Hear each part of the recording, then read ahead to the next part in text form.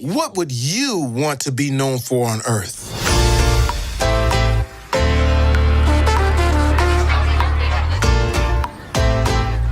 We only have a short time on this planet. You want to become the person that you were born to be? Don't waste your time on all the junk of life. What am I doing?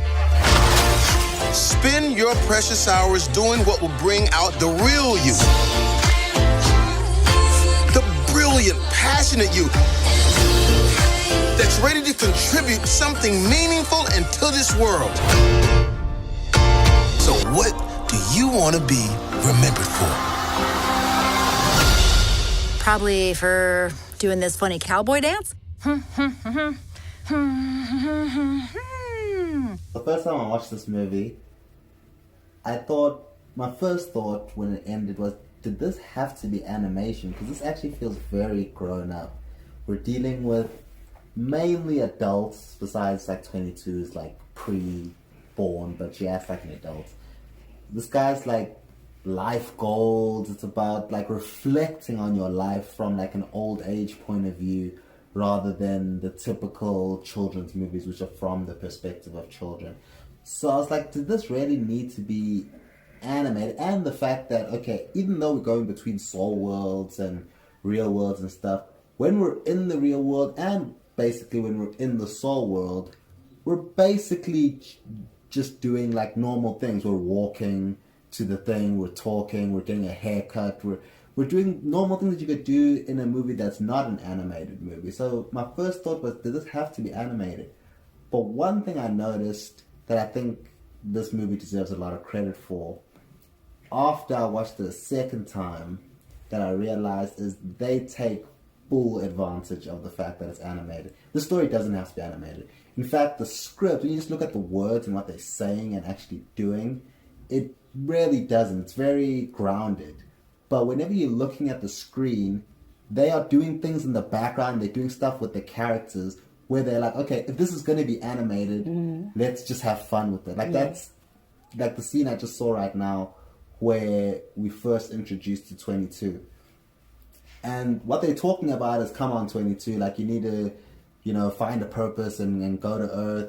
And she's like, no, I made Mother Teresa cry. I don't want to do this and this and this. But while they're doing that, while they're just having a normal conversation, she's like running around and this weird Picasso creature has like 10 different arms trying to grab her. I'm like, that's just like a creative visual thing to do while we're having a like pretty standard conversation. And that's one thing this movie takes full advantage of. It's just in the background, just with the design, just with everything you're looking at, even if it's not being spoken about or it's not really crucial to the story, it's just like set dressing or whatever. They take full advantage of, let's just make this as weird, and like you could not do that in real life. We have to be animated to have these weird Picasso creatures running around grabbing little souls and stuff. So it's like, okay, at least they're pushing it. They're pushing it in terms of visuals, and that's what I really like, even though they don't have to. This is a very grounded story, but they're still like, fuck it, let's go to an 11 with the visuals within this grounded story. And I appreciate that. That's dope. Yeah, so another thing that I felt the first time watching this is I couldn't really get 22 that much. I'm like, okay, this is just like someone that's just not about anything. They're just like a negative Nancy. And I'm like, okay, obviously the evolution for the characters, for them to learn to be more outgoing and find something that actually inspires them and all that. But what I appreciated the second time watching it, that's the thing, this movie actually, I don't think I actually liked it the first time. The first time I was like, yeah, it's good, but it just didn't connect with me. The second time I started seeing a lot of other things happening. And the one thing I saw at 22 that made me like her more is the fundamental design flaw of this entire pre-afterlife youth seminar thing, which is, and I guess that's the point of the whole movie, is 22 needs to go to Earth and actually live to learn to want to live.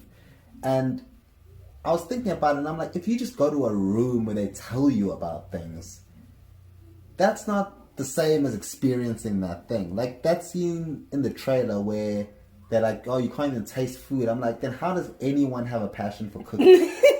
Nobody could. Pizza. I can't smell. We can't taste either? All that stuff is in your body. No smell, no taste. Or touch. No one could.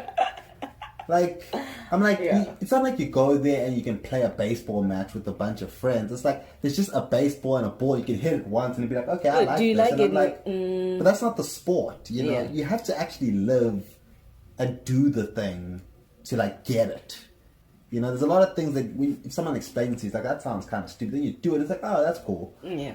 So I get 22 now. The second time watching, I'm like, okay, she had to actually do it to be like, okay, this is actually really cool.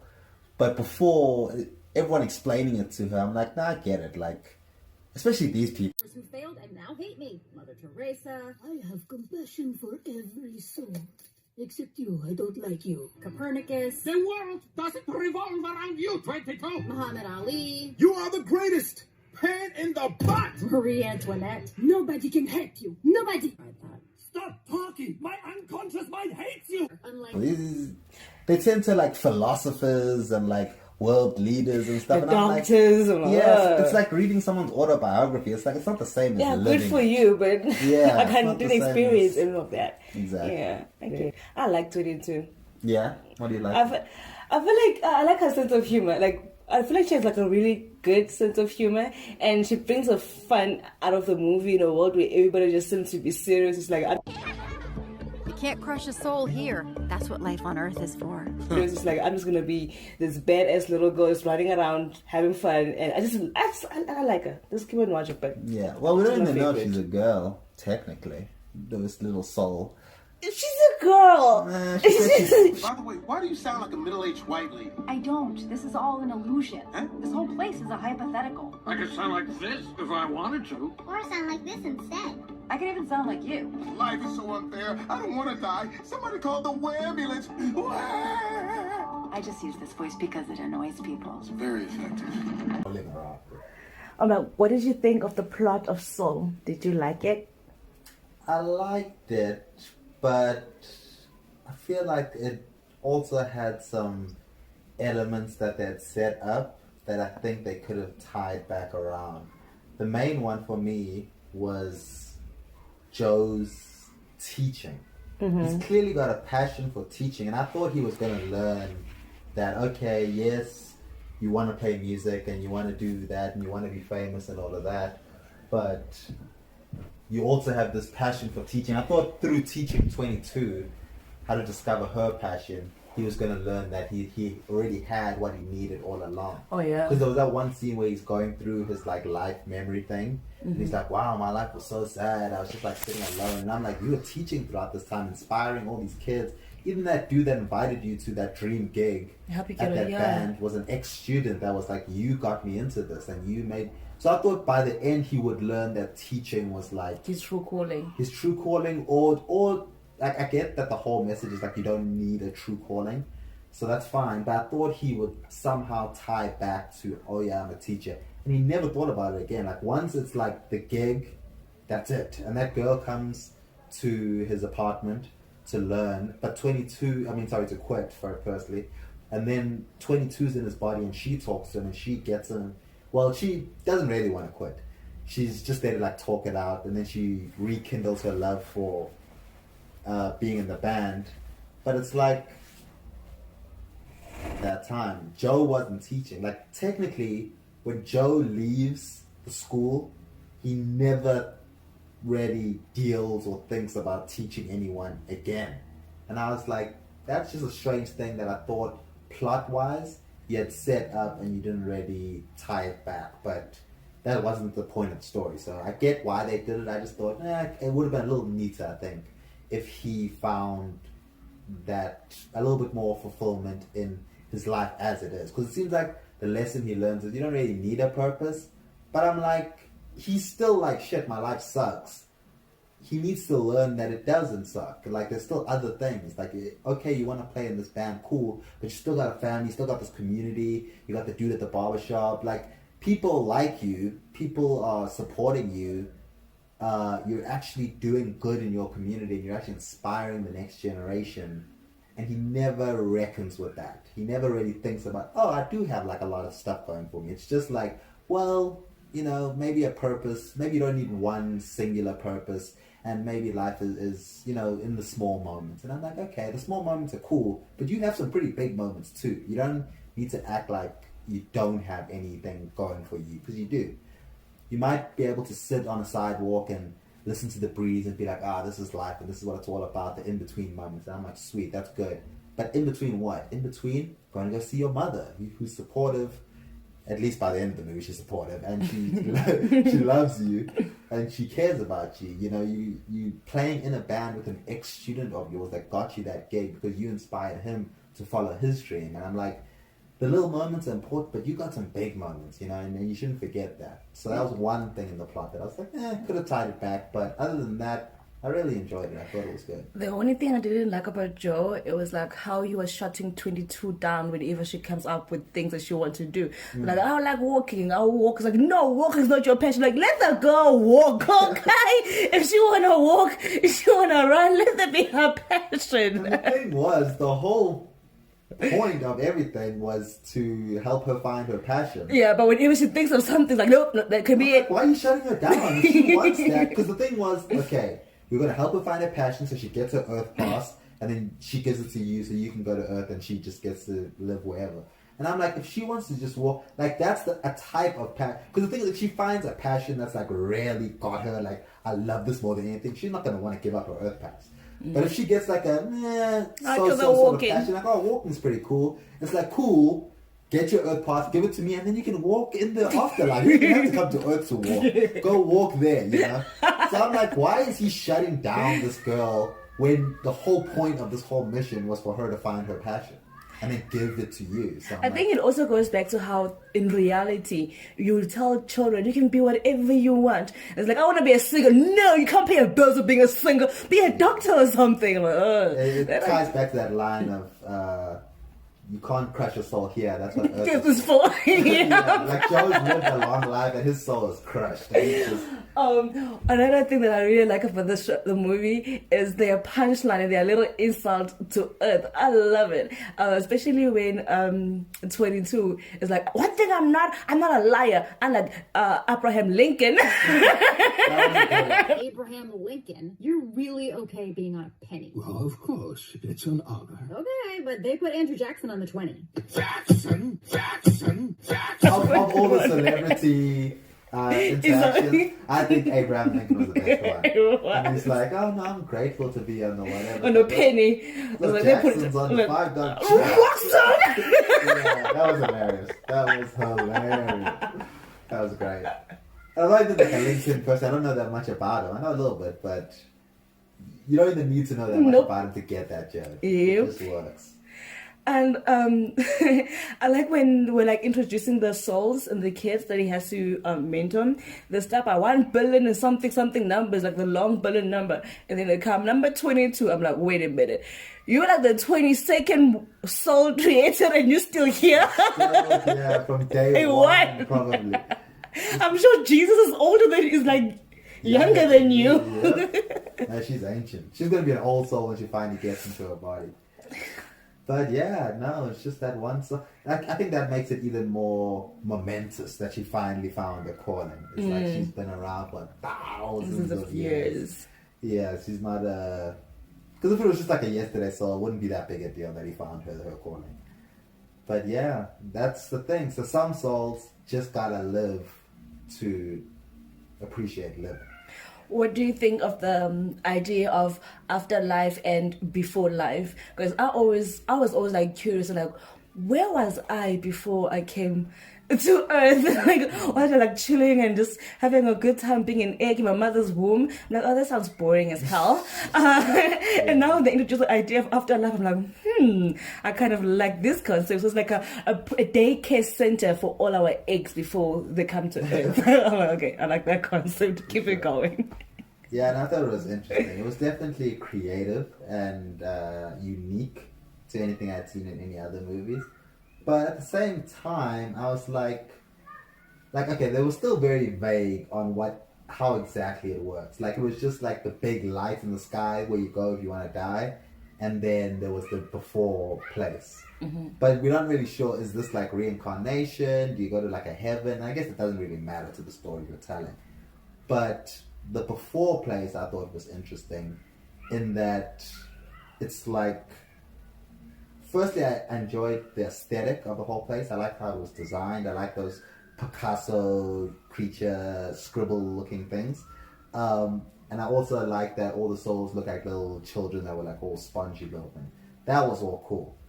The only thing that I was like, that's a little weird, is the idea of like personalities before you live.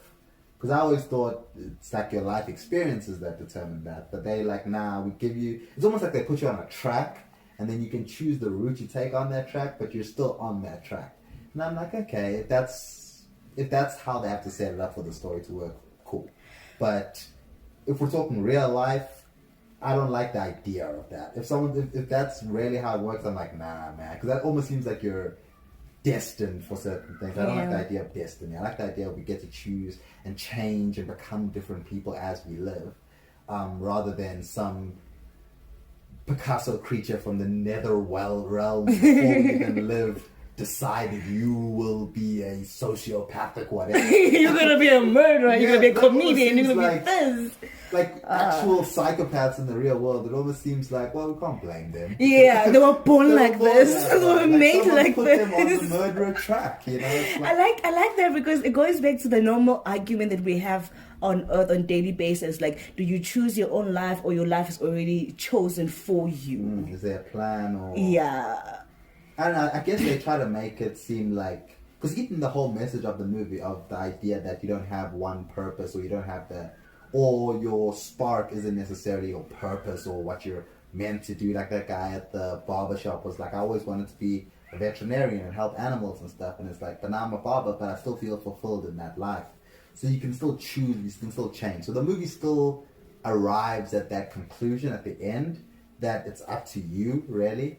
But the way they've built the world, it seems like almost contradictory. It seems like they're saying, no, there's certain things that are like ingrained in you before you even take your first breath, but then I guess they're not permanent, or within that there's still variation which you can still take.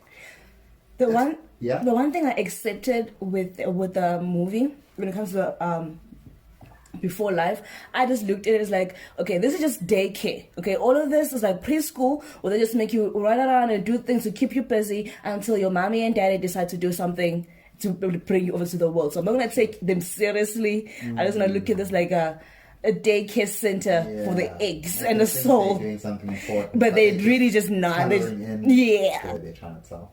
What do you think of the main character, Joe Gardner? He looks like a raindrop. Look at his hair. It's like a pear.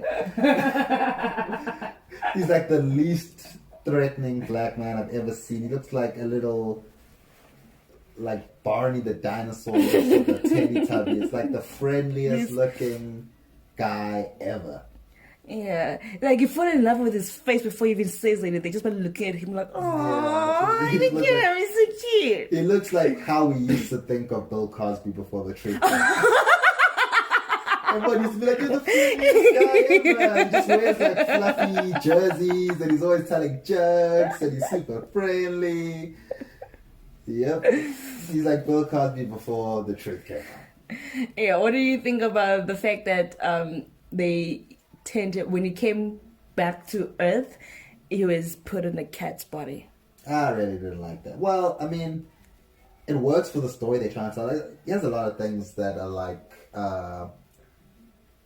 I get why they did it, and I get that it works for the story that they're telling, but it's just like an annoying thing outside of the movie that just annoys me as a reader, well, as a viewer. Just because I've seen this like a few times in movies, it's just starting to feel like a tired trope. Yeah, if this was the first movie I'd ever seen that did this like body swap animal thing, I'd be like, ooh, that's interesting. That's a zany twist. But because I've seen it in Princess of the Frog and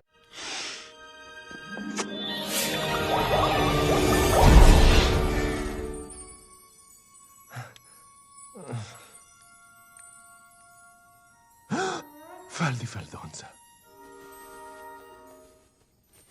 You don't look that much different. But how'd you get way up there? And how'd I get way down here and all this? Easy, princess, do not panic. What did you do to me? I'm green and I'm slimy. No. That is not slime. What? You are secreting mucus. Spies in disguise. If I can make you disappear.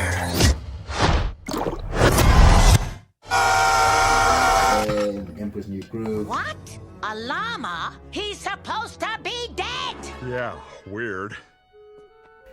It feels like the movie, up to that point, I felt like it was surprising and taking these twists and turns. And then when it got there, I felt like it settled into, we're telling this familiar cartoon, oh, whoa, we're in an animal, like, isn't it funny sort of story. And I was like, wow, I thought you were working on a higher level than that. And then it just kind of like sank into like a comfortable groove. Lucky it's just for like a little chunk in the middle of the movie. And I feel like they still do like some good character development and stuff during that chunk. So I don't feel like it's like a wasted part of the movie. But I feel like it feels like an almost comfortable part of the movie, to the point that it's feeling a little bit like, okay, kind of seen that, done that. So I was a little like, come on, can't we do something different? Except for just a comfy zone, do you share an opinion that it's kind of frustrating to see black characters being turned into animals in movies? Yeah, that's what I'm saying. Because it's been done so many times, like I listed all those movies. Like, if this was the first time it had been done, I wouldn't be like, oh my god, I can't believe they turned a black guy into an animal. Like, that's fine for a movie storyline. Like, I like body switch movies. I like Freaky Friday. I like Spies in Disguise. Yeah, I like Spies in Disguise. I like movies where people are not in their right body. Though it's a classic comedic setup to see like a man, a big hairy man, but he's like, oh my god, guys. Like, that's funny, you know. Or you see like a little girl, but it's like, what the hell was in the body? Like, that's funny, sure, but when you see it over and over and over, then it starts being like, is this all you guys can do? Like, I've seen 3 black people turn into animals before, like, especially in animation where you don't get a lot of black people. It's when you see one, you're like, oh cool, this is going to be something fresh and original, and it felt fresh and original for the first like 20 minutes, and then as soon as that point hit, I was just like, oh man, it feels like we're taking a step backwards now. It doesn't feel great to see that trope happening. Just like, oh, black people, animal characteristics would turn into a penguin, cat, frog, or whatever, because it's not something that usually happened with white characters. White characters, when it comes to body switching, they switch bodies with other humans. And I'm like, why does it, when we have to switch something when it comes to black people, it always has to be an animal and just not another human switching to another human. So I was not a fan of that for a little bit. Yeah, so especially with animation. Yeah, I feel like in live action, I've seen a few black people switch with other people, but it's usually like real people. When it comes to animation, they're always switching with animals. It's weird. That's the criticism that a lot of people are making when they see the trend. Because when the Princess and the Frog came out, people were like, great movie, it's fine, you know, we like it. But there was a little bit of criticism of just the idea of, oh man, the first black princess gets turned into a frog for most of the movie. Like, come on, like everyone else gets a princess and we're like, yeah, finally we get a princess, but she's a frog for most of the movie. So there was a little bit of that criticism, but most people were just like, hey, it's a good movie, whatever. Then Spies in Disguise came. And, okay, I'm just going to stick to the black ones, even though they are the native ones with Brother Bear and the Emperor's New Groove. But just to stick to the black ones, then you get to Spies in Disguise, and people are like, oh, this is a cool Will Smith spy story. And then he gets turned into a pigeon, and people are like, I mean, this has happened before, so is this like a trend? What's going on? Like, we don't get a lot of black stories. The only one that I can think of where it's a lead that doesn't get turned into an animal is like Spider-Verse, and people love that one as well, won the Oscar. But then we come to Soul, and now you're having another black person get turned into a creature, and then, well, first they're Soul Blue Teletubby. Firstly, he dies. Yeah, first he dies, he turns into a blue Teletubby, and then the cat. So when you see the trend, then people start asking, what's going on here? Like, what could it be?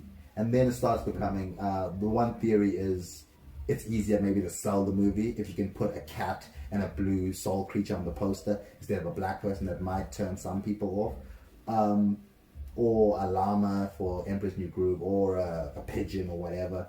So that's one of the theories. Personally, because I did a little bit of research on this movie, I don't think that's the case. I mean, there might be a little bit of that subconsciously. But when you actually look at the production of the movie, it wasn't supposed to be a black person at first. They actually wrote the story. It was a white character. They were like halfway through the actual development of the movie when they were trying to they were trying to decide what his passion is going to be, what's the thing that's driving him through this movie.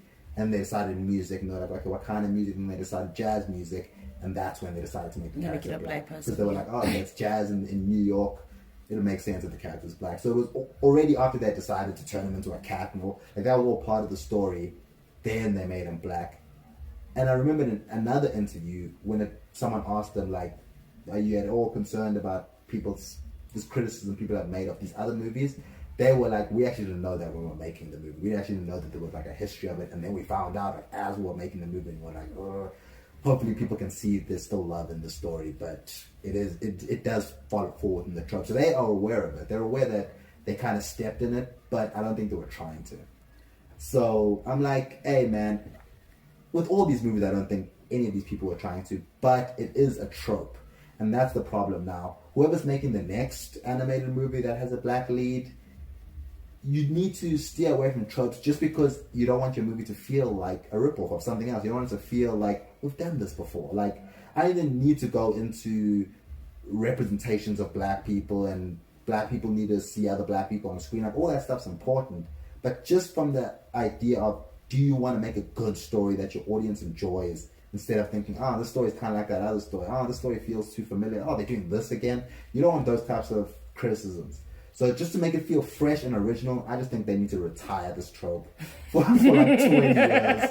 Just because the last 3 animated movies with the black leads have done this. I'm just like, just retire it. Like, okay, we've gone through the animal transforming phase. Now give me the whatever phase is next. Just evolve the storytelling. Just... Because even if you don't care about black people, if you just want to be a good storyteller, just move forward and do something original. Do you feel like this is something that kids would enjoy? Because I don't see a 10-year-old child saying, I'm going to buy Joe's doll. Yeah, I think like a 22 doll, but not a Joe doll. That's the thing. Like, the first time I watched it, I thought this is very adult. I don't know if any kids will like it. Second time I watched it and I realized how much visual comedy there is. I'm like, okay, there's a lot on screen to keep a kid's attention. And with 22, there's a lot of funny stuff.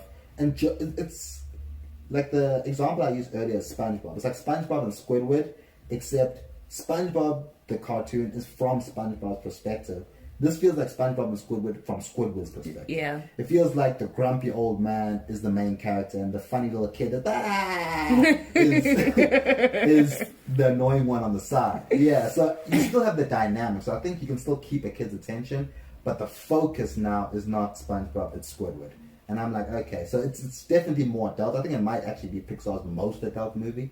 But I could see a kid... Well, apparently it is keeping kids' attention because it's like been on #1 on Disney Plus for like a month now, so kids are watching it.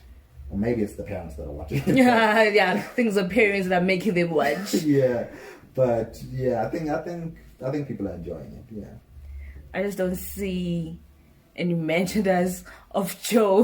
Maybe soul version Joe, but not human Joe. Nah. I would, if I was a kid, I wouldn't buy a Joe doll. It's like, he's a high school band teacher that wants to be a professional jazz musician. Like, what kid is like, oh my word. That is so entertaining. It's the coolest thing ever.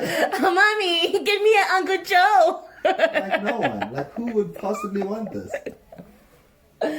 Yeah, I think maybe some of these Pixar writers are getting a little too, like, writing stories for themselves, but I don't know. I'm also growing up, so I can't really complain because it's also kind of for me now. But if I was a kid, I might feel a little frustrated. I'm like, really? Main character in an animated kids movie is a 40-year-old man who's giving up on his dream to be a musician? I'm like, okay. It's for my dad, not for me. Daddy, you want to come watch this? Yeah, but I'm reaching dad age now, so I guess it is for me. And you're never too old to watch animation, so it's good. It's fun. And I guess another thing is, as a kid, you always want more mature stuff. You always like, oh no, I can watch stuff that's for adults. Like I want like a PG-13 movie, even though I'm only 11 years old. Like kids always want older stuff. So I think if it gets too boring, a kid might be like, oh, no, okay, never mind, I don't actually want this. But if you tell a kid this is a mature movie, I think they might actually be like, oh, okay, then let's give it a look. Which animation tick all of your boxes, like the one that you like really, really love? Animated movies? Yeah. Lion King, Incredibles, and Toy Story 2. I thought you were going to say Spider-Man. Finding Nemo. I thought you were going to say Spider-Man. It's the Spider-Verse. Yeah. I mean, it's good, but you said tick all my boxes, and the one box it doesn't tick is it's too new.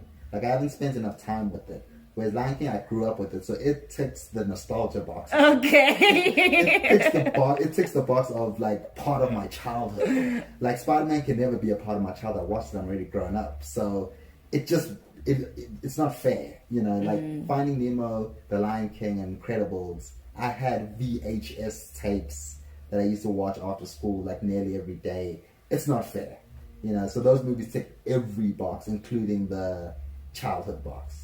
Yeah, but Spider-Verse is a 10 out of 10 movie in my opinion. It just can't compare with things that have personal connections to me. What ticks your 10 out of 10 box? Oh my god, you're gonna judge me so much. No, I'm not judge gonna you. say it. Noah. Animated movie. What takes you 10 out of 10? Tangle, first one. I Who love hates on Tangle. Tangle? Tangle's great. Everyone loves Tangle. Like, oh, Rapunzel, really? And the thing is, I feel bad for loving Tangle because she's not my favorite princess. She's not. No, Tangle's great though. Like, I really like Tangle. Who's your favorite princess though? Snow White. Oh yeah. Exactly. I'll hate on you for loving this woman that just sneaks into 7 men's falls asleep in the middle of the day. Like that's her defining character trait. No, thank you. You suck. No, Snow White. No, I love Snow White. Like, at least Tangled, Rapunzel like actually does stuff. She's like an action hero in that movie, swinging around her hair, saving the day. What does Snow White do in Snow White? She's a victim. I love victims. You want a victim story? Yes. For a children's story? Hey, I'm not talking about other children. I'm talking about myself here. I love the victim Snow White who runs away from home, chills in the woods for 7 minutes, chilling, having that time, and then he eats an apple that she gets from a stranger and then dies, and then a prince comes and saves her and kisses her, wakes her up with a kiss, and she lives happily ever after. Wow. Is that the fantasy? Yeah, let's fast forward to the point where I'm getting waking up by a prince and live happy ever after. And all I had to do was just eat an apple. I didn't get to be a Cinderella and get abused by my mom and get cleaning. This is the life you want to have. Yes. Okay. Fast forward, get there real quick. Yeah, It seems like her misery happens real quick. She just lost her mother.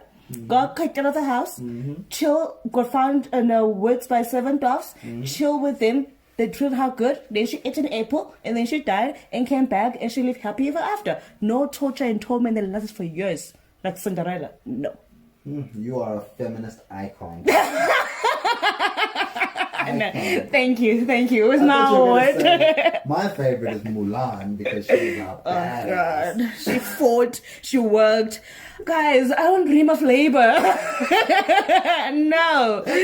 No. Get me to the fast life real quick. Oh, wow. I'm a princess. What about the best of 2 worlds? The best of both worlds. Fiona from Shrek. She is both a victim in a castle that needs to be Have you saved, seen her husband? and she's a badass. Have you seen her husband? She's an ogre too. He's ugly as fuck. No. So is she. She has to turn to that white. No, Finn, that's too much. I cannot give up my beauty for love. Right. No. Well, then you should just marry the short little king and. He's short. You just underline short. He's short. What's his face? The second movie, Prince Charming. Okay, there you go. Jamie Lannister in the Flash. Yeah, he is Jamie Lannister in the Flash. That's why Snow White got to end up without doing much. Okay, so you want to be Fiona. Please say Fiona, not Snow White, because Snow White is too bad. At least Fiona's a badass. I mean, you can still marry Prince Charming. You can still get the happy ever after. But you need Okay, to... let's go with Rapunzel, because I mean I like Tangle, so let's go with Rapunzel. No, she was locked up in a castle. Yeah, and she got saved, but she still saved herself. Yes, and her husband is like, he's hot. So Flynn Rider, right? Yes. Or Flynn or Finn? Something. I make it a point not to remember other people's husbands' names. Just out of respect. Out of respect. Yeah, and he's got a cool horse too. No, I like Tangle. Yeah, I like Tangle. Tangle was good. Can't believe you judged me for like a Snow White. Okay, wait. Snow White. Maybe I should be a little easier on her because she was like one of the first. So it's before the whole. Because a lot of these other princesses are actually written the way they are in direct response to the old school princesses. Like they make Mulan such a badass because I think Disney was getting some criticism that all your female, like, yeah, you're writing all these female lead characters, but a lot of them need to be saved by someone else that just comes in at the end of the movie to save them from all their problems happily ever after. So I feel like Mulan and those types of, well, I mean, Mulan's like an ancient Chinese story, but I think Disney picked Mulan to be their next princess because it's like, okay, we need like a badass hero woman. Then you get like your Moanas and you're like, nowadays you really don't get any like straight up victim lead characters. I think the most attacked a fairy tale for Disney is a Sleeping Beauty. Yeah. They're like, she's sleepy the entire time. I'm like, let the beautiful woman rest. Why are you waking her up? To do nonsense? Let her rest. Her rich, handsome prince will come save her. Why does she need to work for? No, let the woman rest. The weird thing is, though, why make the woman the main character, though? If you're gonna make her so passive, like, why don't you make it a Prince Charming movie? If he's the big hero that saves the day, why don't we tell his whole story? Like, why are we spending time don't you feel like men have way too many stories anyways? Let women enjoy this one. Like, I'm happy that Disney actually focuses on female characters, but I'm like, if you're going to focus on the female character, why aren't they the hero of the story? They are. Because when they focus on the male character, they are the hero. There's no male movie where at the very end, Princess Charming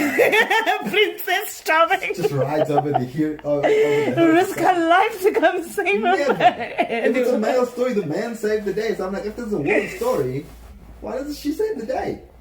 Or at least make it a team effort. Like, Tangles is a team effort. I'll be like, okay, fine. But there is Snow White, Sleeping Beauty. Ain't no team effort over there. He's just really laying, doing nothing. I'm like, yes. Even Cinderella, like, okay. At the end of the movie, the princess will go around with the golden slipper and go find your... Yeah, if you want her so badly, go look for her. That's the thing. He has to do it. He saves her at the end. It's like, she couldn't even save herself. Yeah, Cinderella. Yeah, those old school movies, I mean, I guess it is what it is. Maybe that's what people like. Pixar, what was your favorite movie from them? Mine was Inside Out. Okay, yeah, that's good. Then, yeah, same guy that made Soul, so you can feel the same sort of like dealing with emotions and afterlife and all that stuff. But for me, it's gotta be Finding Nemo. Oh yeah, I already said it. Yeah. My second one is Coco. Mine's The Incredibles. Yeah. How did you feel about Incredibles 2? It was okay. I mean, the thing is, Pixar doesn't make bad movies, but I felt like, just like this one actually, it feels like, haven't we done this already? It felt like a little bit of a rehash of the first one, just with a little bit of a switch because it's mainly Elastigirl doing all the superhero stuff instead of Mr. Incredible. He's staying home raising the kids now, so I'm like, okay, we did a switcheroo, but you're telling pretty much the same story. I didn't think it was necessary to have a second one. I think they could have. What I actually wanted was, well, okay, this is just me and my personal fantasy. It's not actually like the movie was setting up a second one this way at all, but I would have loved a Frozone movie. Samuel L. Jackson's character in The Incredibles, the best friend with the ice powers. Yeah, I'm like, damn, they should have made a movie about him and his family, because we keep hearing about his wife, but we never see her. And I'm just like, I mean, I guess it's not his story, it's the Incredible story, but I'm like, instead of redoing the Incredible story, let's just, what else is happening in this world? Because I really like the world. That's the thing. I feel like the first Incredibles is a near perfect movie. So I don't really want to like ruin their story by trying to do it again or go over it. So I feel like you can explore something else in that world, and the Incredible family can be like saving the day and doing other things in the background. Just like Frozone was saving the day, because he's the best friend to their family, but they're also the best friend to his family. So they could have been like in the background of his story. But no, they wanted to do Incredibles again, and it's literally, I think besides The Lion King, depending on how you want to classify that, it's the highest grossing animated movie of all time. So people clearly went out and watched it and liked it. So from the company's point of view, I can't say it's a bad idea because they made their money, but... They made their money, but I was like, I'm like, I why? didn't need it, yeah. It was I a didn't why. need it, it was a why. Yeah. It wasn't bad, but it's like, we didn't need this. You know what else was a why for me? What was that movie? There was a Finding Nemo. Then the other Finding Dory, yeah. why? I think all the Pixar sequels except the Toy Story sequels are like... Why? Why are you doing this? I feel like, okay, no, I see exactly why we're doing this. But Cars 2 and 3... Why? Incredibles 2... Why? What else got a sequel? Frozen 2... Why? That's like, why we're like endless question marks. Yeah, it's like, why? Like, it was fine. I think Moana's getting a TV show. What? We'll see. Could be interesting. Yeah, okay, let me sort of say why. We'll see. We'll see. We'll see. Can they please not do Coco too? Nah, I don't think they will. Thank you. Because Coco ends with Coco, the lead not the lead, but the title character, Coco dying. So I'm like, hey, you may never know with Pixel. You may never know. They'll come back and go afterlife. You can see how the afterlife thing is. Yeah. They'll come back like, well, when she got into the afterlife, she realized she left her Rosemary at home, so we have to go back to Earth to get it. yeah, it'll be something. No. They'll find a way. No, but if the money's there, I mean, they'll do it. I mean, they're making it was unnecessary to make a live action. I don't even call it live action, the CGI version of The Lion King. But it made a lot of money, and now they're making a second one, and I'm like... Money, money, money, money! It's a business. If you can't give them $1 billion and expect them to be like, nah, we don't want another... We don't want another billion. I'm okay with just $1 billion. $1 billion is fine. Let's go take a risk with this other new movie that we don't know if people are going to like it. It happened. I guess. But moving back to Soul, I wanted to say... one thing, though, that made it very clear, very, very clear that we're in a children's movie and not an adult movie is when it comes to the idea of the zone and those people that are in the zone that are like helping other souls that are Terry, lost souls. Oh, the guy with the... What's his name? Moonshine or Moonstar, or okay. that rides in that big ship through the sand. Oh, yes. Exactly. That dude, they say in the real world he's like spinning his thingy and he's like in the zone, and that dude is clearly supposed to be on drugs. And homeless. Yeah, that dude is clearly in the zone because he's tripping on acid. But they couldn't say that in the kids' movie. Yeah, like, so just like, oh, he's just like spinning a sign and he's in his head. And I'm just like, this is supposed to be a bunch of junkies. Yeah. And or at least some hippies. If not, yeah, I was about to say, the lady's like, I'm chilling in Los Angeles meditating. I'm like, girl, you are high as fuck. You are so stoned. Just say you stoned. 100%, dude. That's what I was like, no, we're in a kids movie. They just can't say it. Because they look like hippies. They got like big peace sign. Yeah. I mean, these are hippies. Like, and the music they're playing, yeah, like, stoned. I'm like, oh, stoned. You know that what's was the one thing? thing. That was the one thing I'm like, nah, this is a kids movie. Y'all can't say stoned. Yeah, that's a kids movie. They don't even show you how they get here. They take a little psychedelics and voila, I'm in the zone. Yep. I love it. It was so weird though. Like this guy, like really, you're not convinced me that this I thought he was homeless. I thought he was homeless too at first, but I don't know. It seems he has a job, but I don't know. Just in the zone. What I took from him was like, you have to be stoned as hell to be doing that job every single day and enjoy it. Yeah, definitely. You have to be on something. Yeah, no, he has to be, bro. He has to be. Yeah, I like those characters though. Those are fun characters. They're like dream warriors or whatever they are. But they just didn't have that much to do in the story. Oh, I feel like one of the favorite jokes that those guys told was when they had to save that guy. What was his name? Joe? No, not Joe. The hedge fund. The hedge fund. I'm like,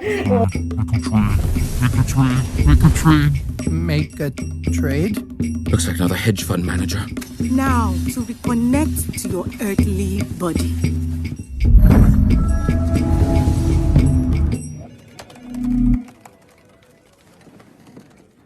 What am I doing with my life?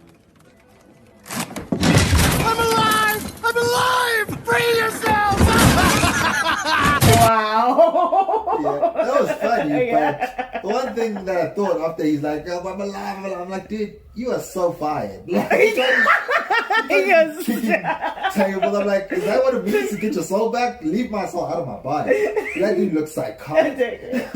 You are so fired. I'm like, dude, like, you look at you working in a high-powered industry. Like, I thought he was just going to be like, more, I thought he was going to do his job better instead of just being like, I'm out of here. Fuck this job. Shit, and break things. I'm like, firstly, you are fired, and two, you're not gonna get your final paycheck because I have to pay for this. Like, really, what's going on with you? Like, oh, he's like a zombie in work, and now he's finally like, oh wow, like we can do business better, guys. Let's work together. Nope. Apparently, business is the death of. Well, I guess that's another thing. You have to realize a lot with these stories. These are written by autistic people whose mothers wanted them to go to business. Yeah, they were like, no! No, Mom, businessmen are the death of society. See, they lose your minds. Exactly. Oh, one thing I just realized that one thing I didn't like from that, not that I didn't like it was so bad. It was just a little disappointing. When the woman who hired Saul to come perform with him. Saul? Joe. The woman hired Joe to come perform with him that night, sees him dressed and wearing that, walking around barefoot, looking the way he was looking, and he's like, I'm getting somebody else. I'm like, really? If you see someone, obviously he's looked troubled, he looks sick. He's wearing a hospital gown. Yes! Like, you're gonna come ask, on. like, what's going on? Are you okay? Give you him a okay? phone call or something. Yeah. Give him a chance to explain himself. No, I don't have time for this. You fired immediately. I'm like, where is the compassion, lady? Yeah. I guess, no, she didn't have compassion. But I guess that was her personality. Her whole personality was, so we dealing with this. Like, from day one, she didn't want him. And only when she saw him play, she was like, okay, maybe you're good enough. So I think he was already on thin ice. Yeah. And maybe she had a backup already. So that alone, she was just like, you know what, let me just go with my guy that I know and trust. But yeah, no, she was definitely that like side-eye, type of black woman character. But I like that at the end, they gave her like more humanity and she wasn't just like a bitch. Yeah. Like when he needed help, she was like there for him and she was like, nah, Brian, like you need to like appreciate life as it comes along. And she tells a story about the fish in the water. Now, fish. He swims up to this older fish and says, I'm trying to find this thing they call the ocean. The ocean, says the older fish. That's what you're in right now. This, says the young fish, this is water. What I want is the ocean. See you tomorrow. Okay.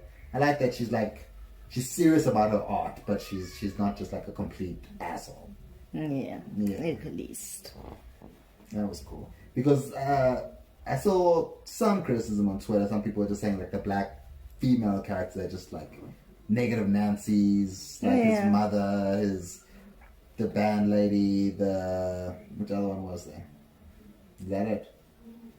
Or was any black woman in the movie? Yeah, and then the other one, another negative Nancy would think she was more like an Italian. I thought she was Italian. The one was shouting at the guy. I'm like, oh yeah. Sure, yeah, but some people were just saying like the black woman didn't get like as three-dimensional characters, but I'm like, I think it's subtler because even with the mother, she starts off a little mean, and by the end you see like, oh no, she cares and she's just like afraid. She doesn't want you to like chase your dream and just like end up homeless or whatever. And then the band lady's like, no, she's serious about her band. She's not just taking anyone in, but once you're in, she treats you like one of the family. So it's like both characters. I get that people are like, wow, all the black woman negative Nancy's, but at the same time, Joe is kind of a negative Nancy. So I'm like, everyone in this movie kind of has to learn that, you know, you shouldn't be too hard on people, but yeah, you can be a little hard, you can be a little serious, but you can, look past that or see that people are deeper than that. Yeah. Hopefully. Anyway, Soul was a really good movie. I guess it's not 22 stories, it's Joe's story, but I would have liked to see 22 on Earth at the end. Maybe like a post-credit scene, or like just during the credits we could just see like a baby being like raised or born or whatever. Like I just thought the whole movie was like her getting to Earth, and we never got to see like what she looked like on Earth, like what type of body she What had. is wrong with you? You are giving them an idea to do Soul 2. No. Soul 2, what? 22 comes out. What up, mommy? I'm on Earth. You want to be that baddie? I'm here now. No. I do not want Soul 2. I'm just saying this whole movie was about her getting to Earth. I would have liked to have seen what she looked like. Because the thing, we never saw her body. Like, what race is she? What does she... Like, I saw some ideas that she was going to be like Joe's daughter or something in like one of the earlier drafts of the script or something. Like, at the end when she finally gets born, like throughout the story, Joe was going to be like in a relationship with a woman. And then like, at the end when she gets born, it like becomes like Joe's kid or something. I thought that could have been cool, but they decided to go with stories where they're completely unrelated characters. But for a story where we're on Earth and she's in Joe's body the whole time, the whole thing is about her getting her own body, getting her own life. When she finally gets it, we don't get to see it. I'm just like, I would like one scene. I don't want a whole story of it. I don't want a whole movie, but one scene of just like her on Earth. She would have been a baby, but still, like, just to see her. I just feel like you are giving them good ideas now, because now I can see them drafting Soul 2. So, when Joe came back to Earth, he decided to go after the love of his life. I think it was Lisa.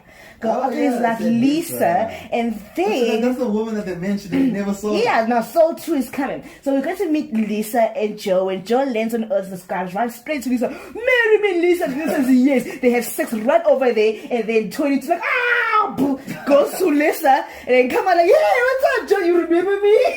And then boom. Why would she have a memory from before Earth? Okay, fine. She won't have a memory, but she's gonna be 22. Though she'll find a way to let her Joe know it was me all along.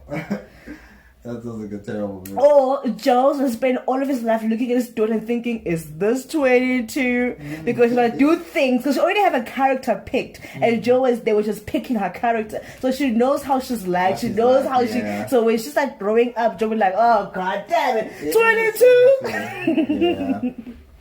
But no one would believe him though. Everyone would be like, Joe's lost his mind. He thinks his daughter is some soul he met when he died. Yes! Interesting movie. I'm watching it. Bring it on, Pixar. I'll watch it. Please, no. Oh, man. But the upcoming Pixar movies look good. Raya, The Lost... Alright, guys. Remember what we're looking for. And don't trust anyone. Whoa, what? Hey, baby. Where are your parents? Hey, who's baby? What? Really? A con baby?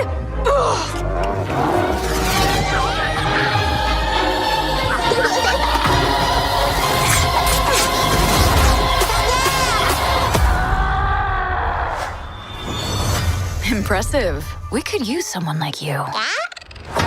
Let's catch you up. My name is Raya.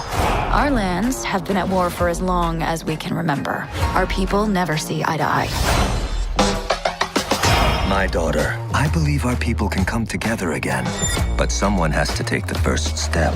Now, in order to restore peace, we must find the last dragon. I wish to join this fellowship of butt kickery. Let's go.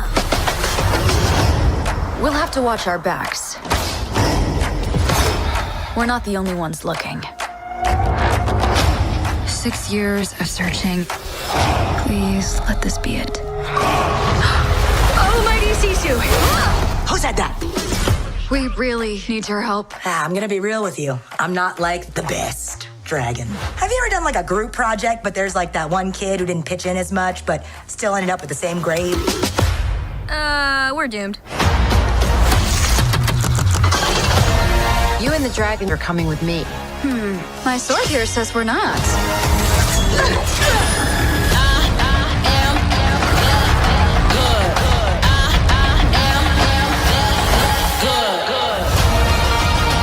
The world's broken.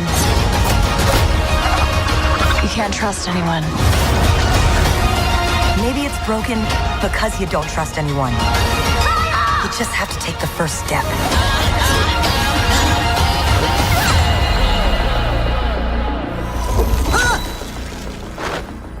I just shape changed. Dragons can do that? Look how close my butt is to my head. It's gonna make digestion so much faster. What's that one we saw? Luca. Oh, Luca, yeah.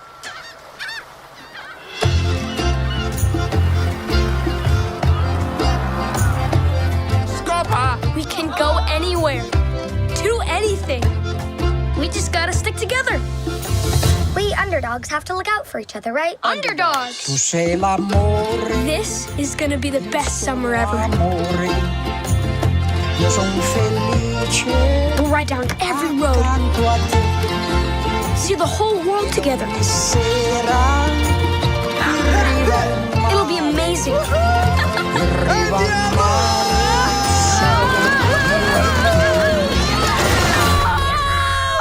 But there's just one thing. Whoa.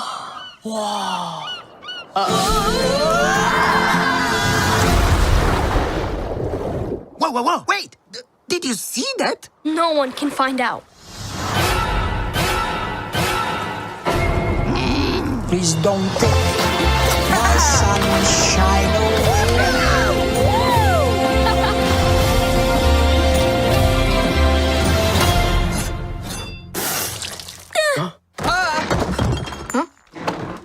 Where did you boys say you were from?